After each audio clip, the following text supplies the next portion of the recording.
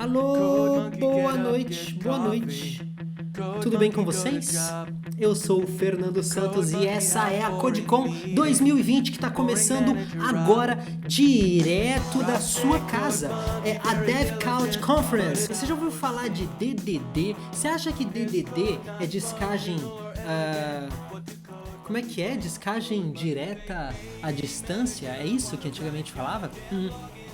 Você acha que DDD é coisa de telefone? Não. A próxima palestra, o Marcel Gonçalves vai introduzir o que é Domain Driven Design e como a utilização dos seus fundamentos podem ajudar na construção de uma aplicação mais robusta e flexível. Serão apresentados conceitos como linguagem ubíqua, Bounded Context e os principais blocos de construção. Então, uma salva de palmas para Marcel Gonçalves dos Santos, começando com Domain Driven Design. Assiste aí que é informação de qualidade.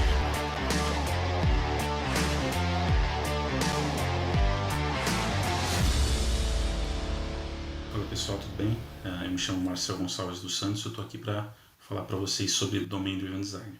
Se vocês quiserem me encontrar nas mídias sociais, Facebook, LinkedIn, GitHub, Twitter, procura por @MarcelGSantos. Eu sou desenvolvedor web full stack, e eu escrevo nesse site chamado pensandoNaWeb.com.br. Eu também sou evangelista do PHPSP, então se você é da comunidade PHP ou tem curiosidade, por favor, seja bem-vindo. Pedi para vocês também que vocês interagissem nas mídias sociais, vocês poderiam falar sobre o evento, palestrante, conteúdo. Tira uma foto, uma selfie, publica ali no Twitter, no Instagram, interaja com outros participantes no fórum ou através das mídias sociais. E o mais importante, tire dúvida e dê feedback, tanto para os palestrantes quanto para a organização do evento. Isso é muito importante para que os palestrantes e a organização cria um conteúdo cada vez mais interessante e melhor para o público. Então eu conto com o feedback de vocês, tá ok? Eu vou falar sobre Domain Driven Design, tá? E o que é Domain Driven Design? Domain Driven Design é uma abordagem para desenvolvimento de software complexos, tá? Esse termo ele surgiu do título de um livro famoso, que foi escrito pelo Eric Evans, chamado Domain Driven Design, que é o título do livro deu origem a esse conceito, e ele é conhecido como livro azul, por ele ter essa capa azul que vocês estão vendo aqui nos slides. Então, o título do livro ele fala o seguinte, a gente tem o título Domain Driven Design, Tackling Complexity in the Heart of the Software. Como diz o título do livro, Domain Driven Design é sobre atacar as complexidades no coração do software. Mas o que é o coração do software? Então, o coração do software é o domínio. O domínio representa o coração do software e é onde estão as regras de negócio. É aquela parte do software que é o diferencial competitivo da sua aplicação, do seu código.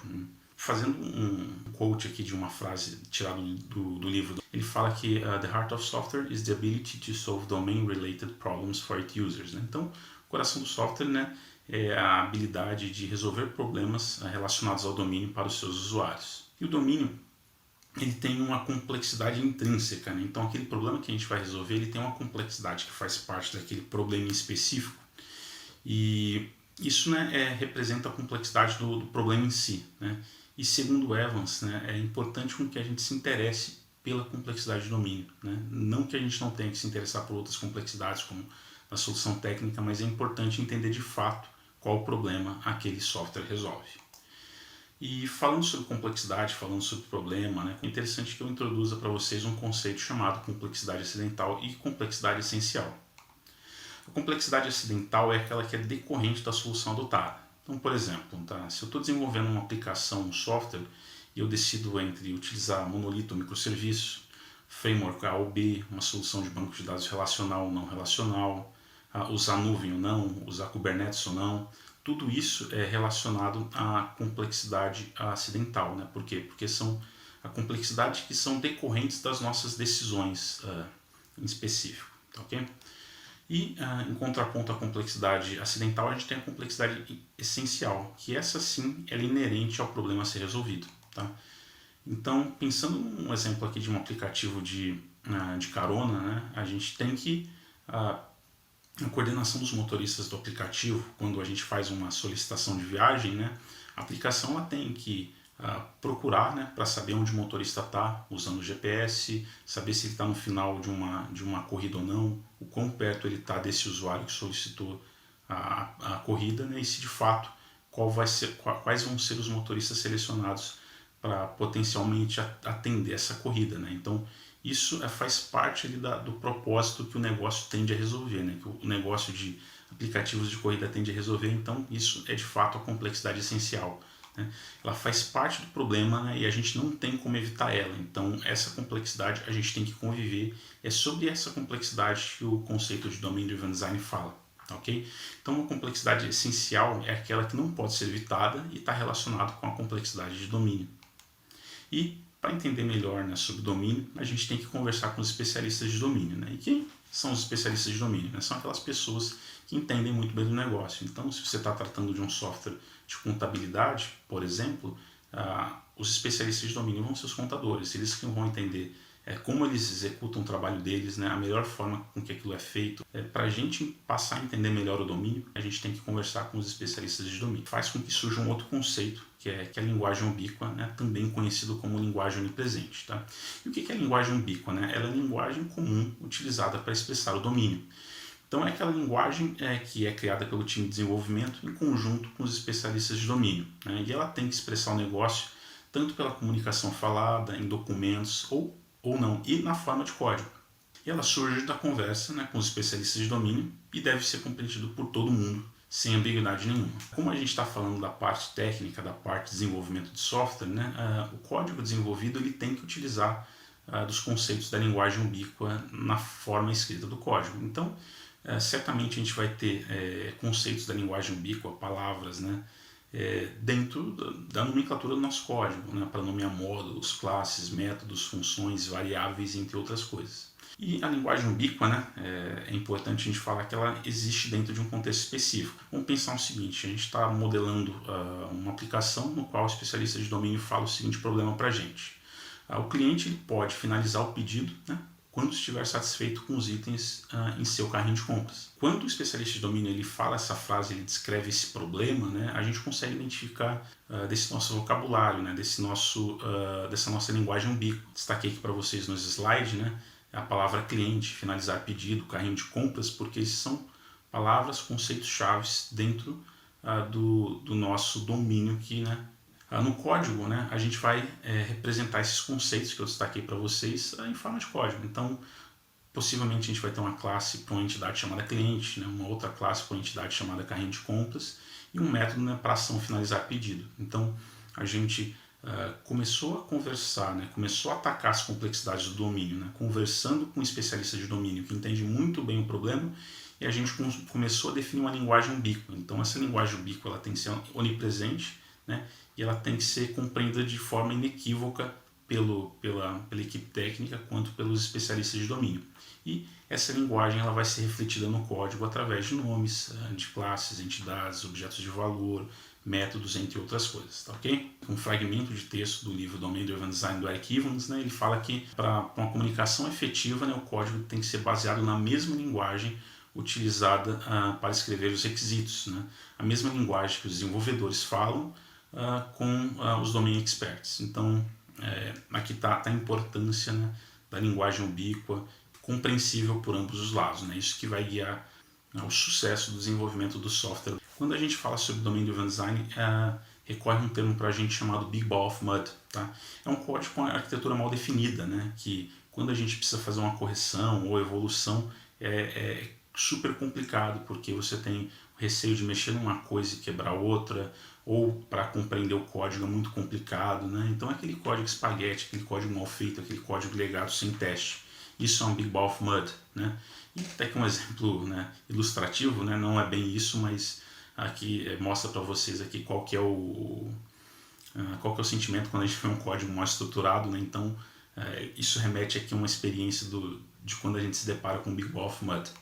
E trazendo um quote também, né, dos pesquisadores, das pessoas que cunharam esse termo, né, que foi o Brian Foote e o Joseph Yoder, Big Ball of Mud, né, aqui traduzido para o português que fica mais fácil, né, uma grande bola de lama é uma selva de código espaguete, aleatoriamente estruturado, espalhado, desleixado e cheio de fita adesiva. Né. Então, esse pequeno fragmento aqui, né, e essa breve explicação que eu dei deixa muito claro o que é uma grande bola de lama dentro de um código e é o que a gente tenta evitar, que é escrever um código melhor estruturado, melhor arquitetado. E quando, né, a gente fala sobre Domain Driven Design, a gente fala sobre domínios, a gente também tem que falar sobre subdomínios.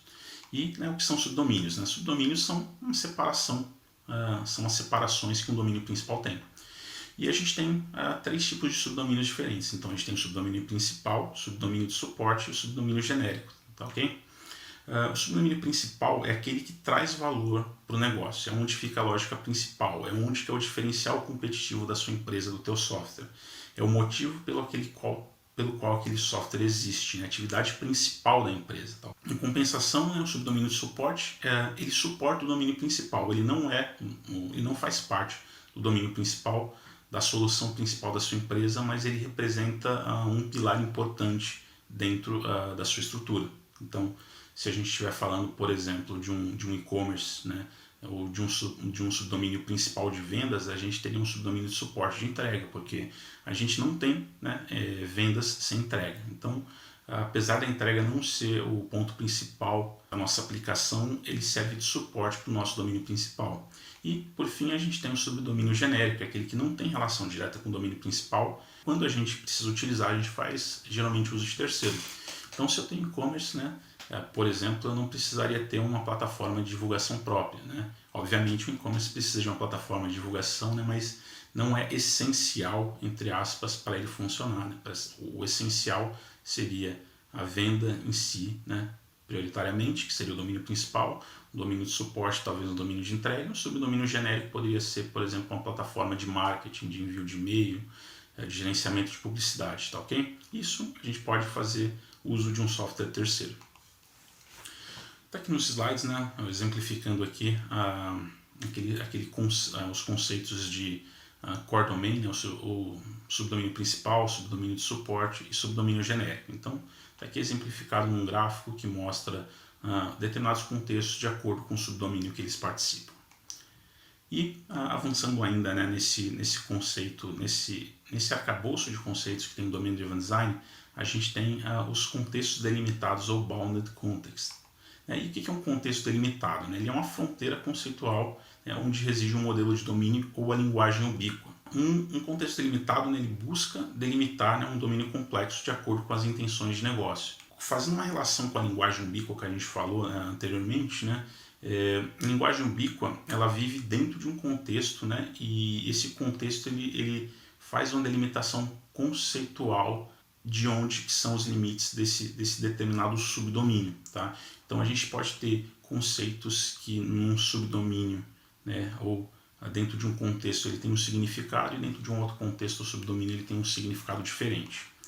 Então, dando como exemplo disso que eu já basicamente introduzi para vocês, né, a gente pode ter uma entidade usuário que no contexto A ela tem uma determinada estrutura, um determinado significado, e uma entidade com o mesmo nome ela pode ter uma estrutura, né, um conceito diferente dentro de um contexto B. Né? Isso é muito comum, porque a gente não necessariamente precisa pensar num contexto gigante ou num domínio como um todo e modelar um conceito que sirva para todos esses casos. Né? É melhor que a gente pense de forma dividida entre subdomínios, entre contextos específicos, e que a gente tenha conceitos que se adequam melhor dentro daquele subdomínio, dentro daquele contexto em específico.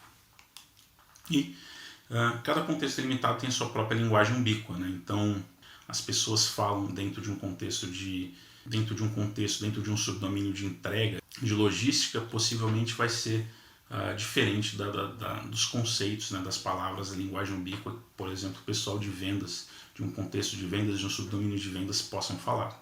Isso significa, né, que a gente tem que delimitar as intenções das nossas entidades com base no contexto. Tá? Então, de novo, quando a gente modela um produto dentro de um contexto de venda, ele vai ter um comportamento específico diferente de uma modelagem de um produto dentro de um contexto de entrega. Então, quando a gente fala em venda, a gente fala em preço, a gente se preocupa mais com preço, a gente se preocupa com carrinho de compras, e quando a gente fala em relação ao produto, em relação à entrega, a gente se preocupa mais com características como cubagem, como tamanho, como em qual centro de distribuição, em qual estoque ele está. Então, são conceitos que na teoria seriam a mesma coisa, mas que são modelados de forma diferente de acordo com o subdomínio e de acordo com o contexto que ele se encontra. E cada contexto delimitado, né, ele pode ter a sua característica própria, ele pode ter sua arquitetura, ele pode ter um modelo de persistência próprio, ele pode ser desenvolvido por um time diferente. Então, se eu tenho, por exemplo, uma aplicação que tem um contexto delimitado, que é responsável pela parte de venda de um e-commerce, eu posso utilizar uma arquitetura X, sei lá, arquitetura hexagonal, posso usar um modelo de persistência, um ORM para um banco relacional, um sistema de cache com Redis, talvez, e ter um time diferente desenvolvendo empresa de nuvem específica. E, por exemplo, se eu tenho um outro contexto delimitado que é responsável pela parte de entrega, de estoque, eu posso usar uma outra arquitetura e ser desenvolvido por um time diferente. Então, essa separação de contexto também dá uma liberdade de evolução daquele software em relação à arquitetura, persistência e desenvolvimento de times. E um contexto delimitado, né, fazendo aqui depois de toda essa explicação, fazendo uma alusão com a empresa, ele geralmente reflete uma estrutura organizacional dentro de uma empresa, um departamento mais especificamente. E os contextos delimitados, né, eles podem se comunicar entre si, porque não faz sentido eu ter um contexto delimitado de vendas, um contexto delimitado de estoque, mas não conversar com o outro, até porque eles são contextos dependentes, né? Então, elas podem se comunicar de diversas maneiras, como, por exemplo, utilizando o API REST, usando um sistema de mensageria e assim por diante.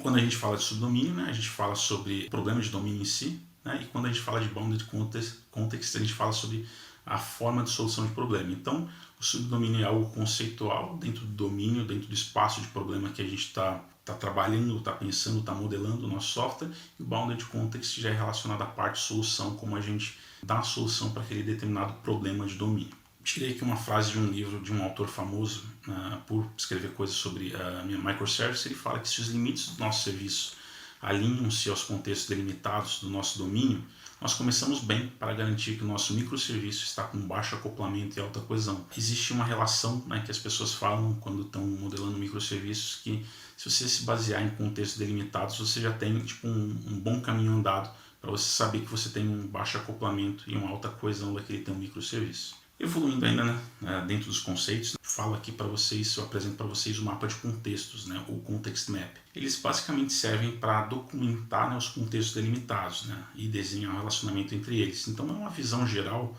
é uma ferramenta estratégica que a gente tem para mostrar a relação entre os subdomínios. Tá? E eu tenho aqui um exemplo para vocês que falam aqui sobre determinados contextos delimitados separados e a forma como eles se relacionam. Tem uma forma de relacionamento conformista, um outro que tem uma camada de corrupção e um outro que tem uma forma de relacionamento de parceria. Os padrões de compartilhamento, como eu bem antecipei para vocês, né, os mais conhecidos são núcleo compartilhado, produtor-consumidor, conformista, parceria e camada de corrupção.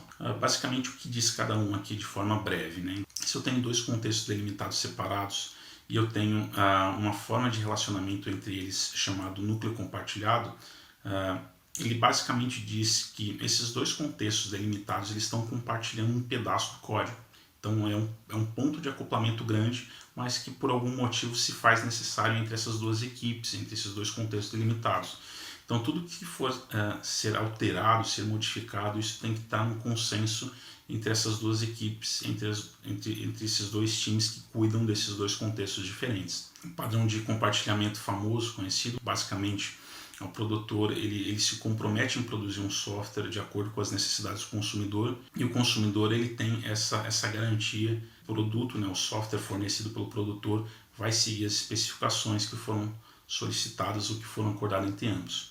Já um pouco diferente do produtor-consumidor, a gente tem um conformista, que é uma relação no qual uma empresa fornece um outro contexto delimitado consome. A parte que consome, né, ela não tem o poder de decidir sobre como o software que ela depende vai evoluir, então ela simplesmente se conforma com a forma como aquele software é entregue. Também tem a parte de parceria e também tem a conhecida camada anticorrupção, que geralmente a gente lida com software legado quando a gente quer evitar com que problemas de modelagem no software legado ele vaze no nosso software que está melhor construído utilizando o conceito de Domain Driven Design. Então ele serve como uma fachada ali de comunicação entre o teu software legado e o teu software está sendo utilizado com arquitetura geralmente mais organizada, separando ali as camadas, cuidando da parte do domínio e atacando o domínio como problema principal. Evoluindo ainda um pouco nos conceitos, né? Outro conceito que aparece bastante é o conceito de design tático e design estratégico. Quando a gente fala de Domain Driven Design, né, a gente fala que o Domain Driven Design ele costuma fornecer um conjunto de conceitos e padrões que auxilia no desenvolvimento de um software em nível tático e estratégico. Tá? O design tático ele se refere basicamente à implementação de código. Quando a gente fala sobre entidades, objetos de valor, serviços de domínio, eventos de domínio, entre outros, a gente está falando sobre design tático. Né? Essa parte que o programador gosta de falar sobre entidades, objetos de valor, sobre como o software vai ser arquitetado, então isso é referente ao design tático. Os padrões, pequeno parênteses aqui, né, eles não são exclusividade do Domain Driven Design. Né? Então, esses padrões já eram conhecidos, né, e eles foram organizados e catalogados pelo Eric Evans dentro do livro Domain Driven Design por essa abordagem de desenvolvimento de software que ele criou. E o design estratégico ele é aquela visão um pouco mais ampla, né, sobre como a gente vai fazer a modelagem do nosso domínio principal. Então ele fala sobre relacionamento, comunicação, a criação de subdomínios, como esses subdomínios se relacionam, bounded context, entre outras coisas. Então a parte estratégica é essa parte mais alto nível, tá? E a parte do design tático é aquela mais específica do código. Parafraseando aqui um outro autor famoso, né, de um livro conhecido como Livro Vermelho, né, o design estratégico é como fazer o rascunho antes de entrar nos detalhes da implementação. Destaca o que é estrategicamente importante para o seu negócio, como dividir o trabalho por importância, como fazer integrações da melhor maneira. Então, está aqui a palavra de uma pessoa que é referência no assunto para falar sobre design estratégico. Indo um pouco já para a parte de implementação, a parte de arquitetura de códigos, né, costuma-se utilizar o conceito de arquitetura em camadas. Né? E a arquitetura em camadas ela permite com que a gente organize a nossa aplicação, né, em camadas e que a gente tenha uma separação de responsabilidade mais bem definida. Aqui está um exemplo para vocês, né, das camadas de uma aplicação. Então a gente tem a camada de User Interface, Application, Domain e Infrastructure. A camada de interface de usuário, né, é aquela que está mais próxima do usuário. Então é aquela que vai responsável por exibir informação e interpretar comandos do usuário. Então é aquela que de fato está ali na frente, né, aquela que faz a interface com quem vai utilizar o nosso código ao interior da nossa aplicação. A camada de aplicação é responsável simplesmente por conectar a camada de interface do usuário com as camadas mais internas, então, ou seja, com a camada de domínio ou camada de infraestrutura. Então ela é uma camadinha fina que ela vai fazer aquele deparo, que ele vai fazer aquela ponte entre a interface do usuário e a nossa camada de domínio. E a camada de domínio é onde de fato estão os conceitos e as regras de negócio relacionados ao nosso domínio. Ela é o foco principal do Domain Driven Design. Então quando a gente fala de Domain Driven Design, a gente não se preocupa com a camada de User Interface, a gente não se preocupa com a camada de aplicação nem de infraestrutura. A gente se preocupa e foca na camada de domínio, porque é onde que estão as regras de negócio, é onde estão os conceitos, o diferencial da nossa aplicação. Por fim, a gente tem a camada de infraestrutura, né, que ela é responsável por fornecer os insumos técnicos, né, para as nossas outras camadas. Então ela que é responsável por fazer uma conexão com o banco de dados, fazer a parte de persistência, seja banco de dados relacional, não relacional, comunicação com um sistema de envio de e-mail, um sistema de fila, entre outras coisas. Então a infraestrutura ela é essa parte. Como o próprio Eric Evans diz, né, ele fala que isolar a implementação do domínio é um pré-requisito para o Domain Driven Design. Então a separação de camadas permite isso, permite com que a gente isole a nossa camada de domínio das outras camadas. E por fim a gente tem os building blocks ou blocos de construção, são que o programador, que as pessoas que desenvolvem estão mais acostumadas. Quando a gente fala de entidade, objeto de valor, a gente fala sobre building blocks. E um dos building blocks mais conhecidos são as entidades, né, que são os objetos que possuem identidade. Então quando a gente fala sobre um cliente que tem um ID, ou a gente fala sobre um produto, né, eles são entidades porque ele possui uma identidade própria, né? Ele tem uma identificação dentro do sistema e é geralmente conceitos do sistema que sofrem alterações. Diferentemente das entidades, a gente tem um objeto de valor. Então os objetos de valor eles são objetos que carregam valor, mas não possuem uma identidade específica. Tá? Normalmente eles são imutáveis. Então enquanto eu tenho uma entidade, né, de cliente, por exemplo, ele tem as características de que ele tem uma identidade própria. Tá? Por exemplo, o cliente João, que mora em São Paulo, não é o mesmo cliente João que mora em Florianópolis, né? Apesar de ter o nome João, eles são entidades diferentes porque eles têm identificadores diferentes, cada um tem um CPF, cada um representa uma entidade específica. O objeto de valor ele é identificado pelo valor que ele carrega. Então se eu tenho, por exemplo, um objeto de valor que representa um valor de dinheiro, um valor monetário de R$100, e se eu tiver um outro objeto em memória que carrega o valor também de R$100, apesar de serem objetos diferentes em espaço de memória diferente, eles são na teoria representam o mesmo conceito. Então o objeto de valor ele é caracterizado pelo valor que ele carrega e uma entidade é caracterizada pela identidade.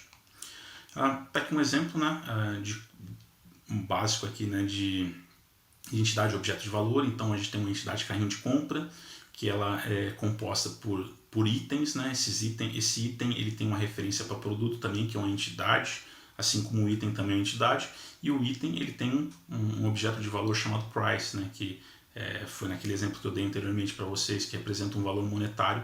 Ele é caracterizado pelo valor que ele carrega. Avançando, né, a gente tem o conceito de agregado. Então, um agregado, de forma simples, é um conjunto de entidade e objeto de valor. Né? Ele é um elemento conceitual que ele é responsável por conter outras entidades, né, e que normalmente não pode ser acessado de fora. Um exemplo anterior que eu mostrei para vocês, quando eu falei sobre carrinho de compras, a gente tem um item, não faz sentido a gente acessar um item de um carrinho de compras direto, faz sentido acessar através de um carrinho de compra. Possivelmente o carrinho de compra ele seria um agregado dentro dessa nossa modelagem. Né? E para isso, né, a gente tem, utiliza-se do encapsulamento, da lei de Demeter, e a gente sempre fala com o aggregate root. Então a raiz do agregado, né, é aquela entidade, aquele elemento conceitual dentro da nossa modelagem que é responsável por ser o ponto de entrada ali daquele nosso conceito mais amplo. Tá? Então aqui o exemplo que eu falei para vocês, né? Então o agregado carrinho, né, é a partir dele que a gente acessa, por exemplo, os itens do carrinho. Então ele funciona como a raiz do agregado dentro dessa nossa modelagem. Outro conceito muito importante, o conceito de evento de domínio. Ele representa algo que aconteceu no domínio, algo que é desejado, né, que outras partes do software tenham conhecimento, e ele permite expressar de forma explícita um efeito colateral. Por exemplo, aqui eu tenho essa modelagem de quando de quando um pedido ele é inicializado. Né? Então a gente tem um evento de domínio, né, que o agregado order, né, ou pedido, ele emite de forma com que outras partes do sistema tenham interesse. Então esse evento de domínio ele tem um nome que é específico, né, que ele geralmente é dado no passado, então order started ou item added, que representa esse domínio, esse evento de domínio, né, dentro da nossa modelagem. Um outro conceito também, né, são as fábricas, né, que são classes responsáveis pela criação de agregado ou objeto de valor, tá? E elas são úteis porque quando a gente tem objetos que são complexos de ser criados, a gente consegue extrair essa complexidade com a fábrica, tá? E isso torna mais fácil ali a geração daqueles outros conceitos, daqueles outros building blocks que seria complexo fazer a sua criação. Os serviços, né, eles são as classes que contêm as regras de negócio, né, que geralmente não pertence nem a nenhum agregado, nenhuma entidade, nenhum objeto de valor, né? Então a gente coloca dentro do serviço. Tem o conceito de repositórios, então que basicamente é um conceito que é responsável por acessar camadas de dados externos. Tá? Os repositórios, né, eles são úteis porque o domínio de fato ele não pode estar acoplado a uma implementação de banco de dados. Né? Então a gente tem que fazer essa modelagem de forma com que a gente dependa, né, de abstração e não de implementação concreta. Né? E para isso, né, a gente costuma utilizar um padrão chamado Data Mapper para poder fazer esse acesso. E por fim, né, falando sobre os building blocks, a gente tem os módulos. Então os módulos eles são abstrações que têm por objetivo, né, agrupar classes dentro de um determinado conceito de domínio. Né? Então dentro das linguagens que a gente conhece, então o Java pode agrupar esses módulos pode agrupar esses conceitos em módulos através de pacotes, o PHP através de namespace ou através de módulos em JavaScript. E é importante que o agrupamento ele não seja feito de acordo com conceitos de infraestrutura e sim de acordo com conceitos de domínio. Então evitar ali fazer a parte de agrupamento por controllers, repositórios, services, por exemplo, e pensar no contexto de domínio. Então a gente vai fazer um agrupamento da parte de vendas, né? E dentro desse agrupamento você tem todos os conceitos relacionados à parte de vendas e assim por diante. E tem aqui um exemplo final, né, de um diagrama que a gente tirou do livro do Domain Driven Design do Eric Evans, né, que ele fala que ele mostra todas as relações dos conceitos que tem dentro do Domain Driven Design, que vai ficar como referência para vocês também, né, quando vocês puderem olhar esse slide aqui quando ele for publicado. Por fim, né, como conclusão, o foco do Domain Driven Design é atender às necessidades do domínio, ou seja, a parte de complexidade essencial. E para isso a gente tem que se utilizar da linguagem ubíqua, a linguagem onipresente, né, para aproximar, né, os especialistas de domínio da equipe técnica. E, parafraseando o Vaughan Vernon, né, DDD é primariamente sobre modelar uma linguagem ubíqua em um contexto delimitado. Tá? E vale ressaltar que a Domain Driven Design não é sobre arquitetura, mas sim sobre priorizar o domínio, né? Priorizar aquilo que é importante, priorizar aquilo que é o coração do nosso software, que é o diferencial competitivo dele. Tá? E uma aplicação construída com Domain Driven Design pode utilizar qualquer decisão arquitetural. Você pode fazer utilizando a arquitetura hexagonal, CQRS, Clean Architecture, isso é indiferente. Né? O Domain Driven Design ele não te fala sobre isso, ele te fala sobre a parte de domínio, sobre a parte de como construir aquele modelo de domínio e atacar as complexidades dele. Tá? E fica aqui a dica para vocês, vá em frente, divirta-se, eu vou deixar uma lista de referência para vocês, tá? Que vocês podem consultar excelentes materiais que serviram de base para mim no desenvolvimento dessa palestra. Obviamente também fiz vários cursos relacionados, tenho alguns anos de experiências, mas eu acredito que essas referências vai poder introduzir vocês no conceito de Domain Driven Design de uma forma bem bacana, tá? Então, para vocês que quiserem saber mais sobre Domain Driven Design, tire uma foto desse QR Code aqui na tela, tá? Ou, né, sigam esse link aqui, né, que é o bit.ly/palestra-domain-driven-design, que vocês vão conseguir ver uma lista não list com todas as referências utilizadas para essa palestra ou deixado como sugestão para vocês. Peço que vocês avaliem a palestra, tá ok? Então, fala com o pessoal da organização do evento, fala se gostaram da palestra ou não, me marquem lá no Twitter, falem a opinião de vocês, vou ficar muito feliz em saber, tá certo? É isso, galera. Obrigado. Perguntas. E se precisarem, né, me chamem no Twitter, @MarcelGSantos, e vejam esse slide no Speaker Deck, que é o speakerdeck.com/MarcelGSantos. Tá ok? Obrigado. Até mais. Um abraço. Tchau, tchau.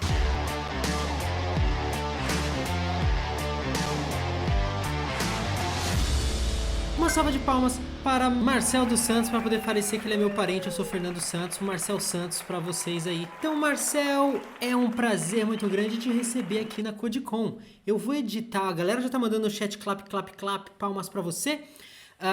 Eu vou colocar o seu @, nas redes sociais aqui, né? Você tinha falado no final da palestra, é Marcel G. Santos? Marcel G. Santos, no Twitter, no Facebook, GitHub, entre outras. No Speaker Deck, para quem quiser pegar os slides da palestra depois. Perfeito. Enquanto eu arrumo as coisas aqui, por favor, para quem chegou há pouco tempo ou agora, se apresenta, diz quem é você, onde você trabalha, o que você faz, né? Qual é a sua profissão e tenta compartilhar com a galera aí um pouquinho da sua rotina na sua vida profissional. Beleza. Falei, galera, tudo bem? É um imenso prazer estar aqui na CodeCon. Basicamente, posso dizer que é uma realização, estar palestrando entre várias pessoas da comunidade que eu tenho como referência, né, e curiosamente também nesse evento que está acontecendo via Twitch, né? Então eu tenho um grande amigo que participa da Twitch, que é o Pokémon, inclusive ele está no chat aí agitando a galera, né? E, cara, eu gosto muito do seu canal também, então é uma honra para mim estar aqui falando contigo. Mas, sem delongas, né, me apresentando, eu me chamo Marcel Gonçalves dos Santos.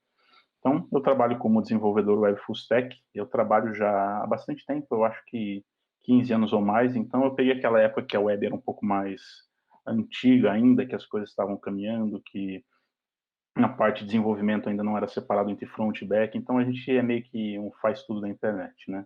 E, falando sobre isso, né, eu trabalho como desenvolvedor full stack, então eu trabalho na Loop, eu trabalho com back-end PHP, trabalho com front React. É muito massa, porque eu gosto bastante de lidar com tais tecnologias, né? Então, até pouco eu estava num evento aqui de PHP que rolou, que curiosamente aconteceu no mesmo dia, né? O PHP Community Summit, mas, por sorte, a gente conseguiu separar ali a questão de horário, então teve bastante gente que veio do evento para cá. E, falando um pouco mais sobre mim, né? Eu participo da comunidade já tem algum tempo, então participo da comunidade há 5 anos, então eu sou evangelista do PHPSP. Então, eu ajudo a comunidade. Eu costumo dizer que eu não sou um exímio programador, então eu costumo contribuir com a comunidade através de palestras, através de organização de eventos, curadoria de eventos e fazendo determinadas coisas acontecerem na comunidade. Eu também participei com mais frequência da comunidade front-end de 2013 até 2016, mas hoje eu estou um pouquinho afastado, mas isso não tira o amor que eu tenho pelo front-end, né? Então, eu estou bastante envolvido na comunidade em si, né? Então, minha vida em relação à parte profissional me resume a trabalho e depois lidar com questões da comunidade, que de fato foi algo que mudou a minha vida, né? Mudou para melhor. Porque foi onde eu conheci pessoas novas, onde me permitiu ter oportunidades melhores de trabalho, entre outras coisas. Certo, e você é muito ativo, você é muito ativo na comunidade e já faz bastante tempo, né?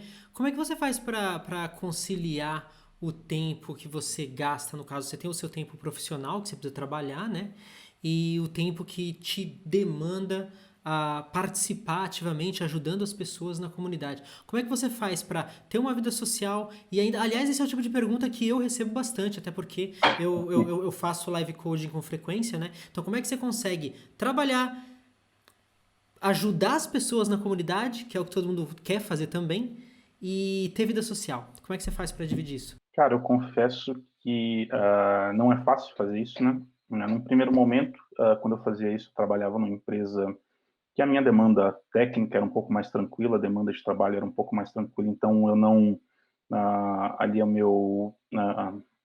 minha energia mental não era toda colocada só na empresa, então isso me sobrava tempo em pequenos horários para poder lidar com a comunidade. Então comecei participando em um evento, fazendo pergunta. Então, por exemplo, o palestrante fez sua palestra, a galera não perguntava, eu levantava a minha mão para perguntar, então isso é uma forma de contribuir com a comunidade também.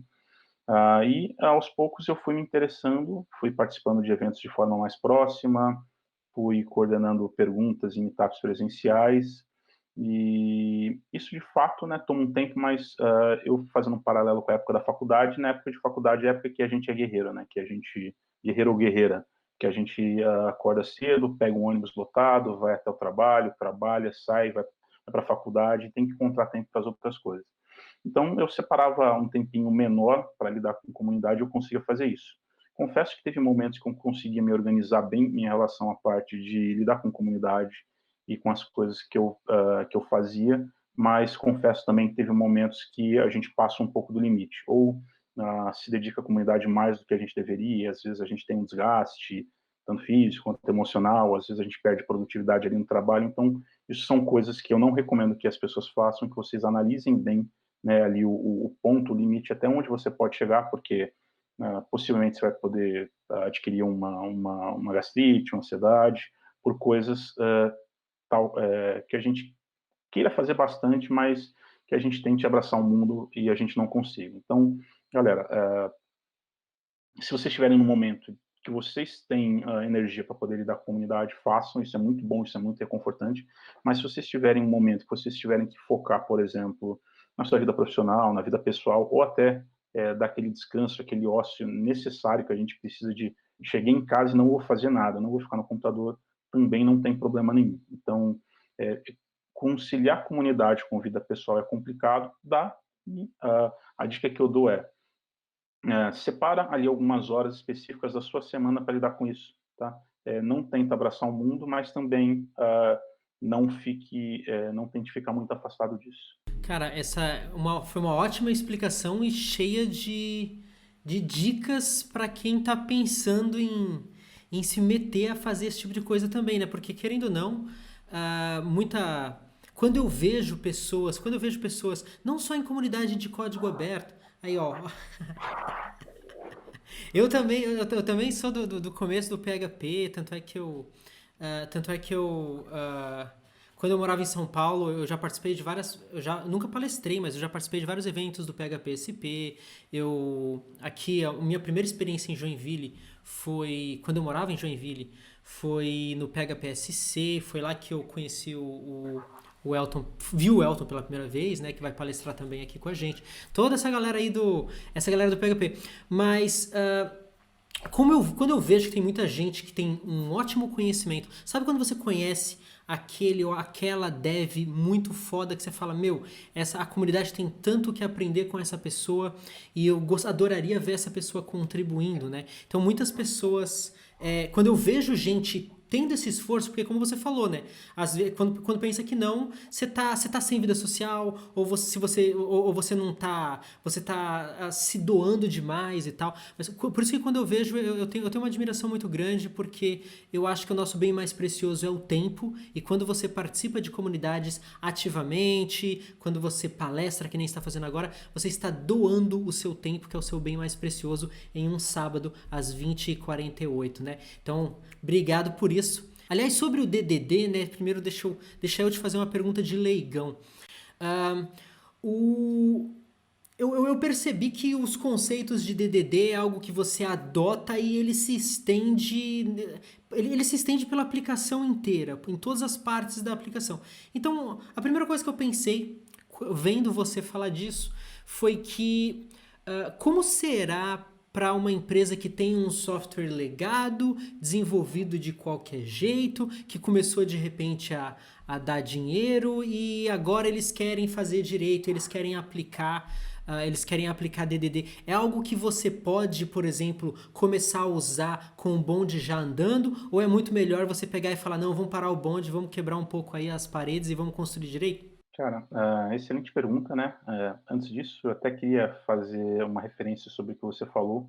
Ah, Você falou que morou em São Paulo, você participou de eventos do Pega PSP, cara, eu faço parte, é muito legal a comunidade, ela me acolheu bastante, né? Foi uma mudança na minha vida como profissional. Eu era aquele cara quietinho, que ia para os eventos, ficava quieto, não conversava com ninguém. E quando eu comecei a participar de comunidade, eu comecei a conversar com a galera, eu comecei a compartilhar mais. E o Elton Mineto, como você disse, né, o próximo palestrante, cara, é uma referência para mim. Cansei de fazer curso com ele, de ler referência de artigos dele. Cara, gente boníssima. Atualmente, hoje ele é meu amigo, cara, sou muito feliz por isso, né? E é até uma responsa eu estar palestrando hoje no dia com Cláudia, com Elemar, com Elton Mineto, cara, com um monte de gente fera, e é uma responsabilidade. Mas voltando para a parte do DDD, né? Você perguntou sobre código legado, e de fato todo mundo faz ou já fez código legado, código mais estruturado. E um ponto que eu entro e que quando o Elton falou que tá vermelho de vergonha. Pô, mas ele é vermelho, cara. Ele vai estar vermelho de qualquer jeito. Mas, enfim. Uh, Quando a gente fala de DDD, às vezes as pessoas colocam na cabeça de algo muito complexo, né? E, de fato, tem muito conceito, tem muito aspecto conceitual ali que pode dar um nó na nossa cabeça. Mas se a gente parar para pensar, né, de forma simples, até parafraseando o Elemar, que tem uma playlist fantástica sobre Domain Driven Design no canal dele, o Domain Driven Design é sobre domínio, tá? E domínio, o que é? É o ponto, né, que a gente tem que atacar para poder resolver determinado tipo de negócio. Então, o DDD é sobre negócio. O DDD ele traz estruturas, conceitos, um mindset e ferramentas para que a gente consiga atacar isso de uma melhor maneira, tá? E o que ele faz? Ele permite com que a gente compreenda melhor, tá, o negócio. Ele permite com que a gente consiga expressar esses detalhes do negócio como código, tá? Isso é muito importante, por quê? Porque quando a gente começa a entender o DDD, quando a gente começa a aplicar certos padrões que vêm no DDD, padrões de indústria orientado a objetos, a gente começa a arquitetar o nosso software de uma melhor forma. E quando a gente arquiteta o nosso software de uma melhor forma, pensando em evolução, a evolução ela se torna menos dolorida e menos custosa. Aí entra a questão do legado. Poxa, a gente tem um legado. Se a gente não pensou na evolução dele e ele cresceu, a gente vai ter algum tipo de dor. Tá? Se a gente tem alguma dor, se a gente tem alguma dor, a gente pode atacar essa dor ou reconstruindo partes do software aos poucos, né, e fazendo essa conexão de um software modelado, utilizando domínios, acessando esse software antigo, tá? Ou a gente pode evoluir esse próprio software antigo, indo separando as coisas, separando o joio do trigo, né? Então, a gente continua mantendo aquele legado funcionando, porque foi aquilo que deu dinheiro para a empresa e que vai dar, mas a gente consegue criar camadas, criar estruturas que permitam acesso daquele software novo, modelado, pensando em DDD, àquele código legado, tá? Tem até um conceito que o pessoal fala, que é no próprio Domain Driven Design, que é a tal da camada anticorrupção, né? Que é uma forma com que você delimita ali o teu código orientado ao domínio, certo? do teu código legado, de forma que aquele teu código legado ele não contamine aquele teu código novo, de modo que ele não expanda aquelas más práticas para aquele teu código novo. Ficou claro? Falei muita coisa complicada. Interessante esse conceito de camada anticorrupção. Então eu entendi que você consegue ir meio que aplicando aos poucos, como se você conseguisse se mudar para uma casa que tá uma bagunça, tá tudo bagunçado e você não precisa tirar todos os móveis e você vai resolvendo cômodo por cômodo, mas você já tá vivendo ali nela, mesmo ela estando numa zona, né? Exato, é bem por aí mesmo, cara. Se inclusive você encontra uma ótima alusão, uma ótima forma de explicar esse conceito nessa referência. Legal, legal. Então vamos ver aqui as perguntas do chat. O Eduardo Florense está perguntando: num aplicativo que possui um front-end que se comunica por API com o back-end, como fica a divisão de camadas na parte front-end? E, cara, pergunta quente. Eu vi essa pergunta no chat que eu fiquei pensando, caramba, né? Eu nunca vi o pessoal comentando sobre domain-driven design na parte do front-end.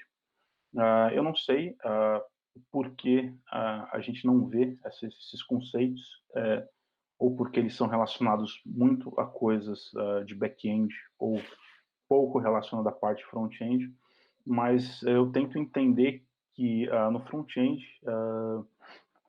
a evolução foi acontecendo um pouco depois do próprio back-end.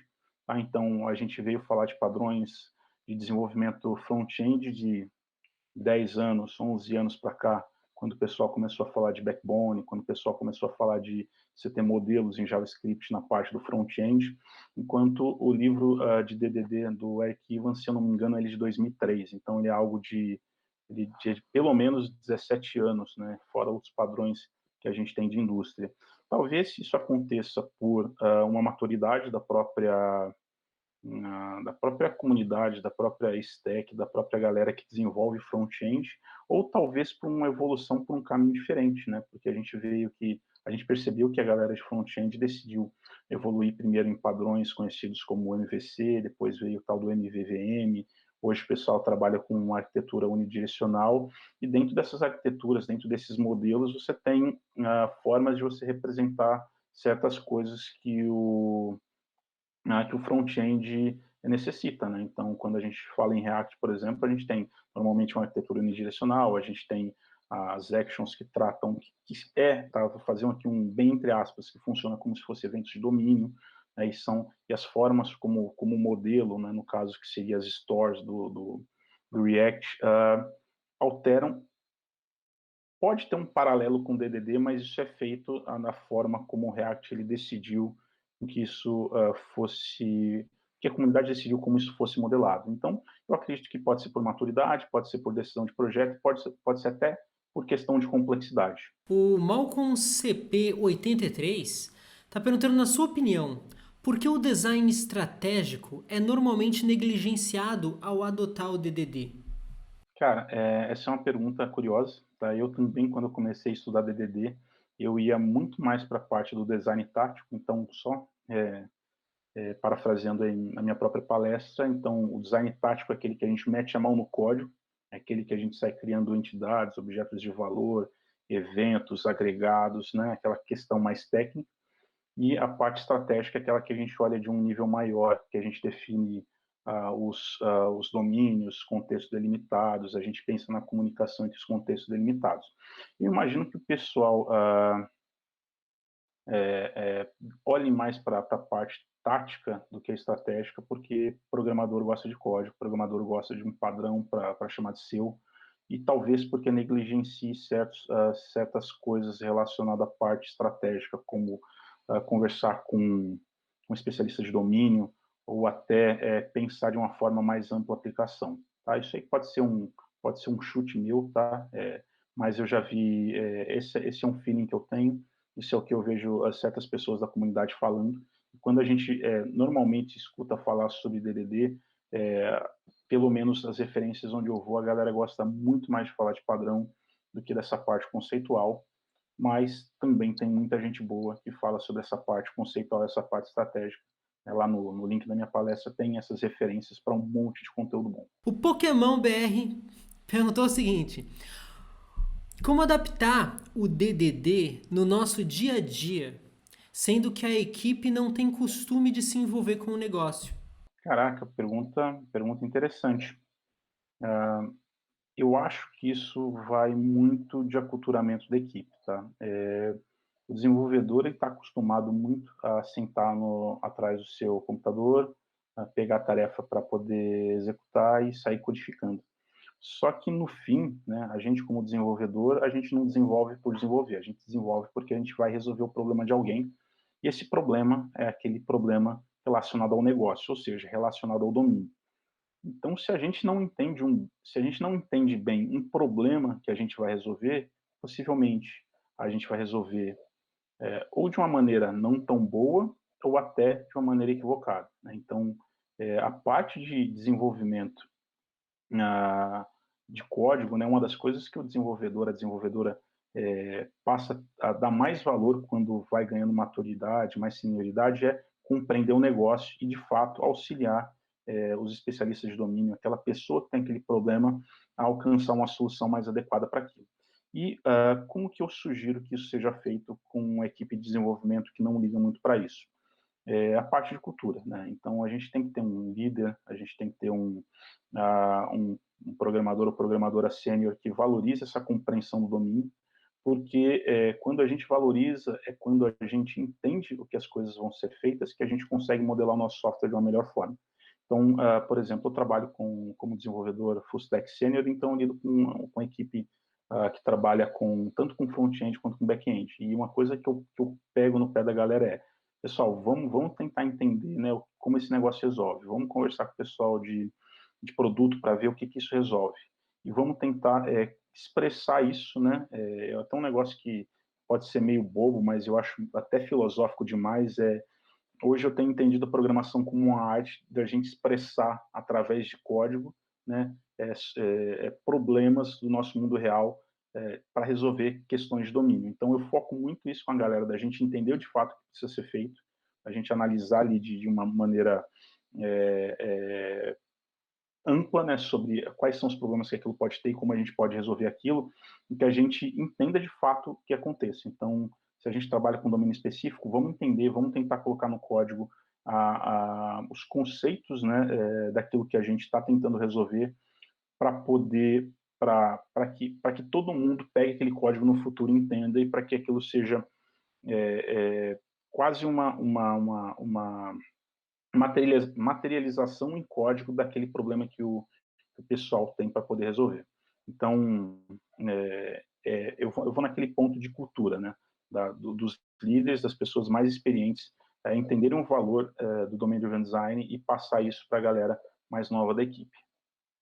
É isso aí, eu não só concordo, como eu até diria mais. Como ele está falando aqui, que você no código é a arte de você materializar em código o problema que você tem para resolver. Quando você cria aquele bug cabeludo, você também está exercendo a arte de materializar em código aquele problema que agora você tem que resolver. Você colocou no código, criou o bug e agora você vai ter que resolver.